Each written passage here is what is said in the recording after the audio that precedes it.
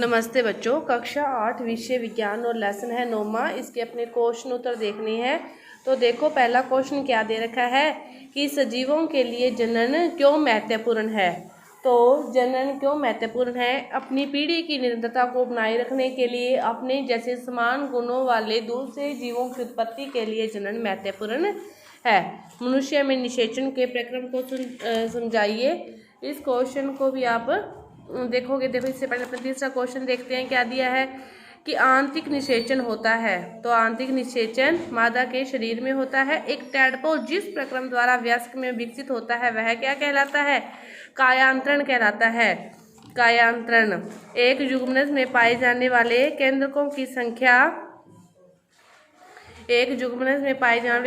संख्या कितनी होती है? 1 होती है। केंद्र की संख्या कितनी होती है? 1 होती है। इसके बाद सत्य है।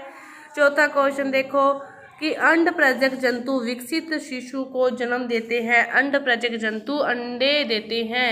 ये क्या हो गया? गलत हो गया। प्रत्येक शुक्राणु एकल कोशिका है। सत्य है। मेढक में बाह्य निषेचन होता है। यह भी क्या है? सत्य है।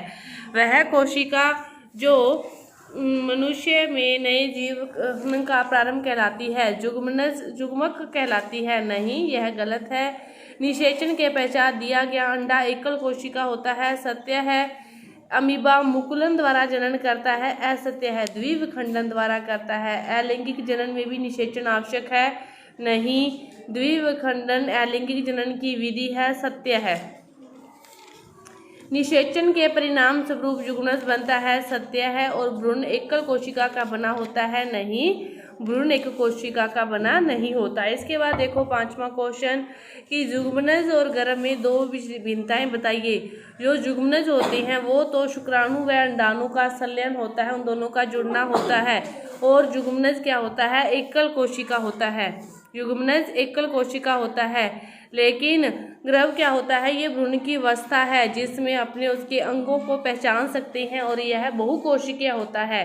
भ्रूण क्या होता है? गर्भ क्या होता है? बहुकोशिकीय होता है।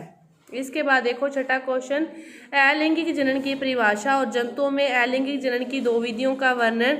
अलैंगिक जनन वह जनन होता है जिसमें एक ही जनक नए जीव को उत्पन्न करता है। इसमें दोनों जनकों की आवश्यकता नहीं होती।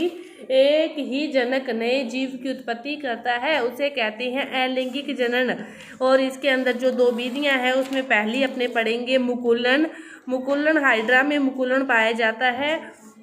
हाइड्रा में अलैंगिक जनन होता है और इसमें शरीर में बल्ब के समान एक संरचना बनती है, उसे मुकुल कहते हैं। और फिर ये शरीर के जो केंद्रक है उसको 2 भागों में विभाजित हो जाता है और उसमें से जो एक केंद्रक तो उस मुकुल में होता है, दूसरा केंद्र दूसरे मुकुल में आ जाता है और फिर धीरे धीरे वह एक पूर्ण विकसित जीव के रूप में अलग ही जीवन यापन आरंभ कर देता है। तो ये है हाइड्रा में मुकुलन। उसके एक उभार से ही दूसरे जीव की उत्पत्ति हो जाती है। दूसरा है वो है अमीबा में द्विविखंडन।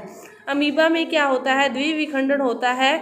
जब अमीबा की कोशिका अपने अधिकतम जितना आकार उसने ग्रहण करना होता है उतना आकार वह ग्रहण कर लेती है, तो उसके पश्चात उसका केंद्र क्या हो जाता है? लंबा हो जाता है। लंबा होते होते वो 2 भागों में विभाजित हो जाता है।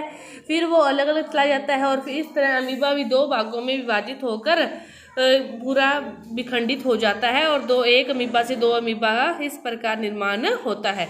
इसके बाद है कि मादा के किस जनन अंग में भ्रूण का रोपण होता है? तो गर्भाशय में होता है। कायांतरण किसे कहते हैं? कायांतरण की लार्वा के कुछ विशेष परिवर्तनों द्वारा जो वयस्क जंतु में बदलने की प्रक्रिया को कायांतरण कहते हैं। कि उनका पता ही नहीं चलता, छोटे होते हैं तो अपने उसको कह नहीं सकते कि ये बड़े होकर इस प्रकार बनेंगे। उनकी पूरी की पूरी काया ही पलट जाती है, तो उसे कहते हैं कायांतरण। जो टैडपोल है वो रूपांतरित होकर वयस्क में बदल जाता है और जो छलांग भी लगा सकता है, तैर भी सकता है। कुछ विशेष परिवर्तनों के साथ टैडपोल का वयस्क में कायांतरण हो जाता है। ये क्या कहलाता है? कायांतरण कहलाता है। इसके बाद है आंतरिक और बाह्य निषेचन। आंतरिक निषेचन जो मादा के शरीर के अंदर होता है, बाह्य निषेचन जो बाहर होता है। आंतरिक निषेचन विकास इसमें शरीर के अंदर ही होता है और बाह्य निषेचन में विकास शरीर के बाहर ही होता है। इसके बाद देखो 10वां क्वेश्चन, इसमें आपको भरने हैं। 10 में बाएं से दाएं में पहला दे रखा है कि यह अंडाणु उत्पादित करते हैं। अंडाणु उत्पादित कौन करता है, यहाँ पर क्या आएगा, अंडाशय। तीसरा दे रखा है वृषण में उत्पादित होते हैं, तो यहाँ पे क्या आएंगे, शुक्राणु। उसके बाद हाइड्रा का अलैंगिक जनन क्या कहलाता है, हाइड्रा में जो अलैंगिक जनन होता है उसे क्या कहते हैं, मुकुलन। उसे क्या कहते हैं, मुकुलन। तो यह मादा युग्मक है, पहले में ऊपर से नीचे। इसमें क्या आएगा, अंडाणु। नर व मादा युग्मक का मिलना क्या कहलाता है, निषेचन कहलाता है। और एक अंड प्रजक जंतु जो अंडे देती है, ऐसी जंतु दो में आपको नाम बताना है, और एक का नाम जैसे मुंह से यहाँ पे दे रखा है तो उसका नाम क्या आ जाएगा, मुर्गी। तो आपके इस पार्ट के क्वेश्चन उत्तर पूरे हुए। धन्यवाद।